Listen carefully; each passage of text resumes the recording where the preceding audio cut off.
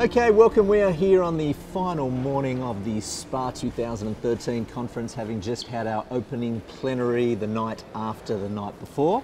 We're here with Sue Viskovic, who was in that plenary session on the panel talking all about ASIC licensing and other such things. Sue, welcome. Thank you. Tell us, with the new licensing opportunities for accountants coming in over the next couple of years, can you give us a little bit of an idea as to some of the challenges and opportunities for accountants? Sure. Okay. Well, look, Andrew, I'd definitely say this is an opportunity. I know there are many accountants not terribly happy about the fact that they need to get licensed now to provide SMSF advice.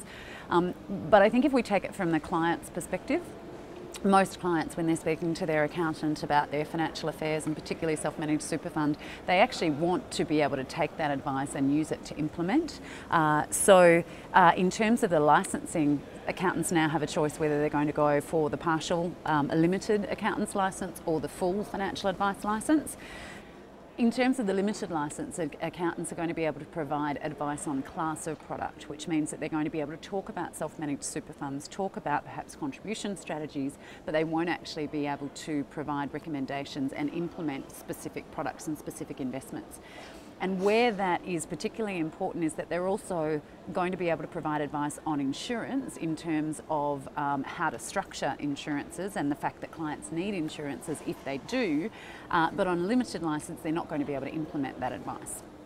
So if an accountant chooses to take a limited license, I would definitely be recommending that they do forge some very strong referral relationships with qualified financial advisors so that they can indeed then implement that advice that the clients are needing. And of course the other alternative is to have the financial planning in-house within the firm. Have one or more people that are qualified and do have that full license to be able to provide the full advice.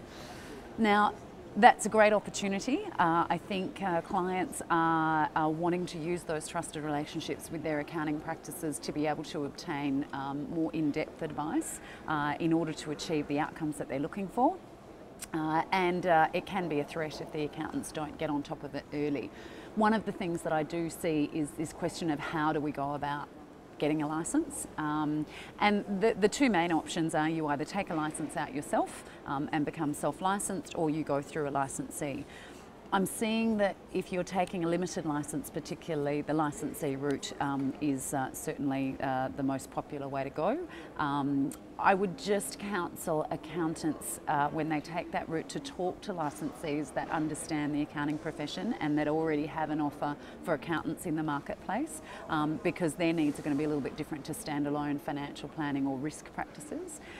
The other option is to take their own license, and there's a lot more involved in that. There's going to be a lot more compliance and regulatory requirements. It's actually not that expensive. You can get an outsourced compliance provider to do it at a full license, depending on the number of authorised reps that you're going to have within the practice.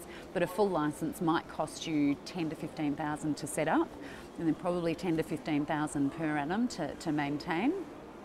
Limited license is a little, there's a lot more up in the air about that. A number of the providers aren't quite sure exactly what that's going to entail, but it's going to be probably more around the $5,000 to $10,000 setup cost and the $10,000 to $15,000 ongoing.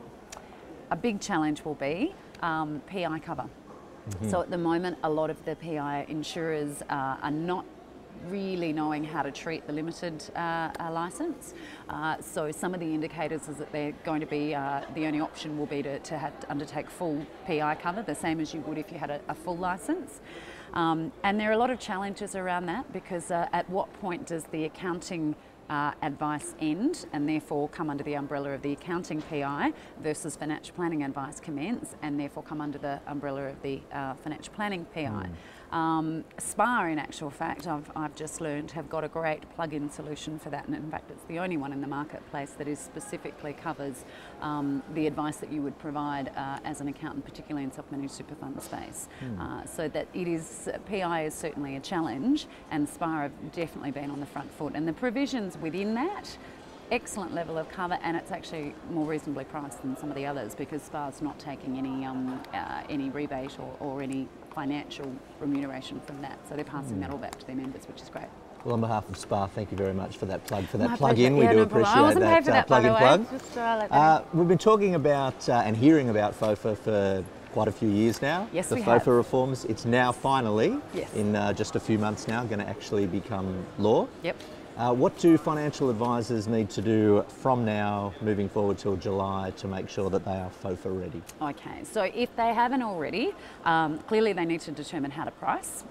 If they have been relying on commissions in the past, it's not going to be a simple matter of just coming up with a number.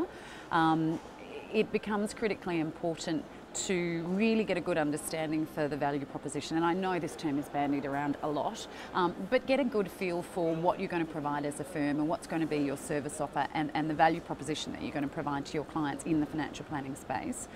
Once you get that, you're then going to get some greater clarity around the type of clients that you're going to service, because under FOFA, a lot of firms have a backlog of trail commission that they're generating from clients who are probably quite passive. They may not necessarily engage with the firm.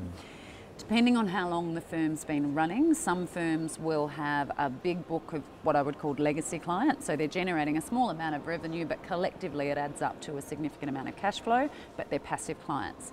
Then they have, or passive customers, I should say. Then they have their true clients who they have a relationship with. In the future, within the new reforms, best interest duty comes in. So it does mean that although most accountants and financial advisors would say that they have always acted in their client's best interest, it clarifies it a lot more. So when you're dealing with a client, even if they are asking for a limited amount of advice from you, if they're asking for it to be quite specific in nature, you do need to be able to satisfy that you understand that client's total affairs. So the first thing would be look at your onboarding process with your clients. Well, in fact, it's about your third or fourth thing. So once you've got your client value proposition, you're clear on your market and you're clear on the clients you want to deal with, you've determined how you're going to charge, then the actual process that you take clients through will often need a good shake-up. So to be able to determine that you understand enough about that client, not just from their financial affairs, but in terms of their objectives and where they want to head with their life, so that then you can make a decision on the type of advice that you're going to provide to them. Ongoing services are going to be critically important. For many advisors, as they're going to start seeing that drop off of the recurring income they're getting from passive clients, they're going to need to be a lot clearer on what it costs them to provide advice and tidy up their pricing models, because for many of them they've been providing advice on a semi-subsidised basis, and if they were to look at that client standalone in order to make that a profitable relationship for both the client and the firm, they're going to have a rejig of their pricing model and how they implement that with their clients. Okay, Sue, thank you very much for chatting with us. Thanks for coming to Melbourne to the SPAA conference. My pleasure. And have a safe trip back to Perth. Thank you. Okay, thank you. Cheers.